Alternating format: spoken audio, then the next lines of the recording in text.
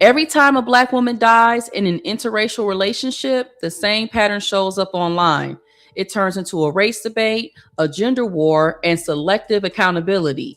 The facts get pushed aside, and people use the situation to prove what they already believe. And what stays consistent in all of it is that people respond based on sides, not stand. The why gets ignored and the who takes over. And that's exactly what's happening with Ashlee Robinson. Now, you see here in this Instagram post on Hollywood Unlocked, Ashlee Robinson here. She is a lifestyle creator. She just celebrated her birthday on April the 5th. And the white man pictured in this picture here with her on the right is Joe McCann. And 2 days prior to her birthday on April the 3rd, she was engaged to her fiancé Joe during their trip to Zanzibar, Tanzania. I found out on her Instagram page that the two of them had just celebrated their 1-year anniversary back on November the 3rd of 2025. So from the outside, this was a relationship moving forward. She was found unconscious in her villa, and then she was taken to a hospital and pronounced dead. Now, authorities in Tanzania say they believe her death was a suicide. They also stated Ashlee and Joe McCann had a misunderstanding and hotel staff separated them into different rooms beforehand. They've made it clear, no charges, no detention, and no accusation against Joe McCann. People magazine reached out to the resort, but there was no response. And Ashlee's family is not accepting that, and rightfully so. Action News reporter Cheyenne Corinne is live in the Satellite Center with the latest. Cheyenne. Hi, Sarah and Brian. Yeah, Ashlee Robinson, she was actually raised locally in South Jersey, and now her death is making headlines across the world. Well, today we spoke to her family in Delaware, who say they aren't getting any answers about what happened to her from officials in Tanzania or her fiancé. My daughter, Ashlee, she's no longer here with us, and we're trying to find out why. On April 5th, influencer Ashlee Robinson, who goes by Ashlee Jeanean on Instagram, was celebrating her 31st birthday in Zanzibar, Tanzania.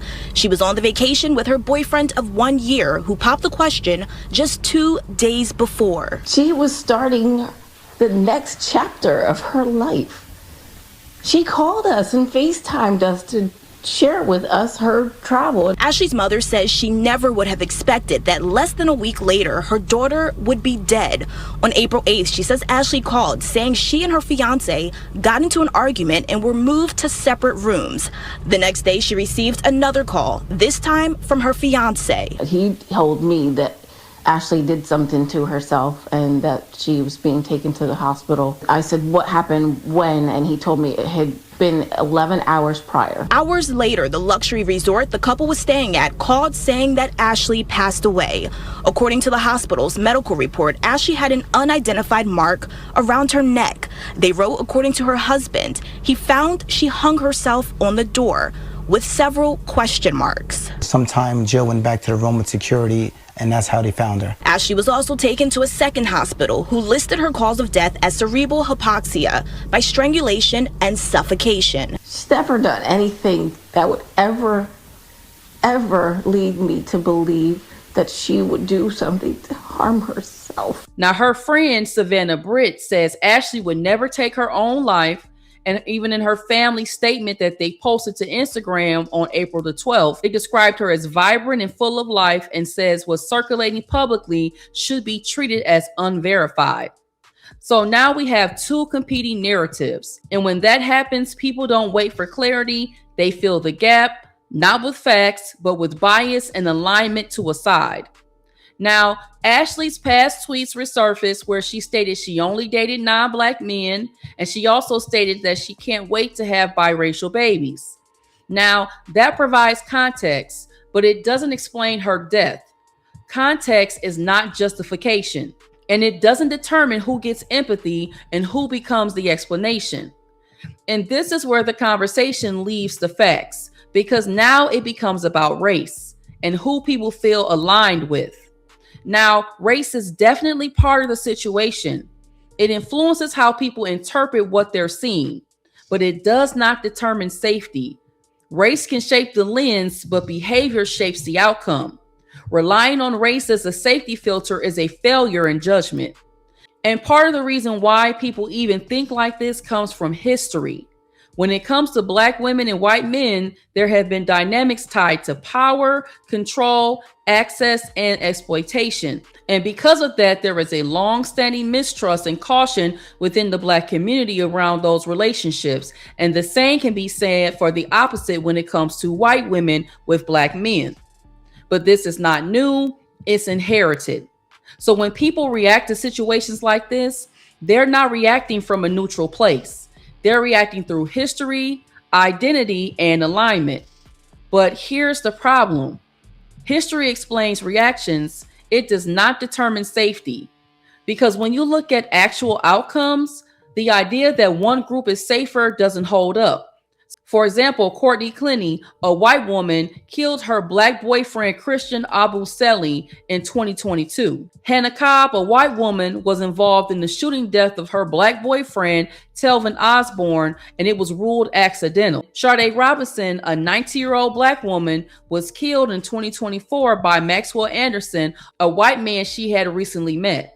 And then we had Jeanean Chapman, a Black woman who was killed in Texas in 2023 by her white husband, James Michael Patrick. Different races, different relationship dynamics, same reality. Race can't vet for you. And once you see that, the reactions online make more sense because this isn't about standards. It's about sides. When Black men are harmed in interracial relationships, the response you often hear from Black women is, "That's not our business, rest in preference, what y'all want from the store." That language didn't come from nowhere. We've seen versions of this going back to the 90s, public conversations, daytime TV, where Black men were openly criticized for dating outside their race. Over time, that turned into disengagement. Now fast forward, when Black women are harmed in interracial relationships, you're starting to hear that same energy being returned. That's not our business. But the outcomes are still different. When Black women are harmed, there's an expectation of empathy. When Black men are harmed, they don't get empathy, they get blamed. And that blame shows up in both directions.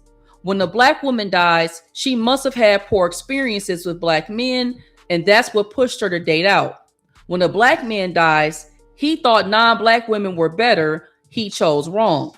So either way, Black men are being inserted into the explanation whether they were involved or not.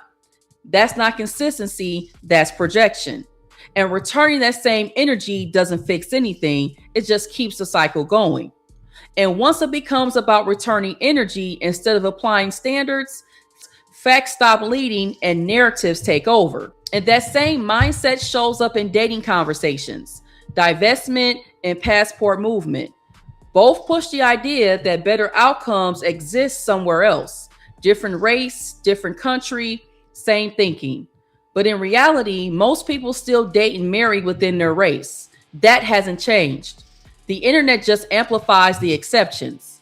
And this is where people go wrong. Dating becomes about choosing a demographic instead of evaluating a person. When you prioritize race over character, you've already skipped the vetting process. And sometimes it's not even connection, it's projection. Some people are attracted to what you represent, not who you are. We saw this with a Nigerian American woman who got scammed by a man she described based on tall, white, blue eyes. That's not vetting, that's assumption. Being desired is not the same as being valued. Race is not a safeguard, attraction is not vetting, history is not protection. And empathy shouldn't depend on who you agree with. If you use race as your filter, you will miss what actually matters. You cannot outsource your safety to someone's race. So let's talk. Are people reacting to this situation based on facts or bias? Do you think empathy is being applied evenly or selectively? And do you believe any group is actually safer, or is that just a perception? So let's talk respectfully. Are people reacting to this situation based on facts or bias? Do you think empathy is being applied evenly or selectively? And do you believe any group is actually safer, or is that just perception? Drop your thoughts below. And if you made it this far, go ahead and hype the video. It helps to push it out. Thanks for watching. Let's discuss this in the comments respectfully. And I'll see y'all in the next one. Peace. This is personal Kendra G. And I want to say this to all my black women who date outside their race. I support you because I understand it. But in Kendra G's personal manner, I've been to Africa, I've been to Ghana, I've been to the Elmina Castle, and I took the tours. And it's one thing to read about slavery. It's another thing to really, and if you go, you will understand what I'm talking about. You can still feel our ancestors in these caves. And they give you, there's a church upstairs while women are being raped. And there's one part in Elmina Castle that it was like the slave masters would be at top, and then the black women would come and they would pick out which one they wanted to have sex with. And so for me, I can't, like I said, unsee that. I can't unsee that. Unfeel that. And the wealthiest man ever that has ever tried to court me. And I knew that I still could never have sex with him just because of my ancestors. Like,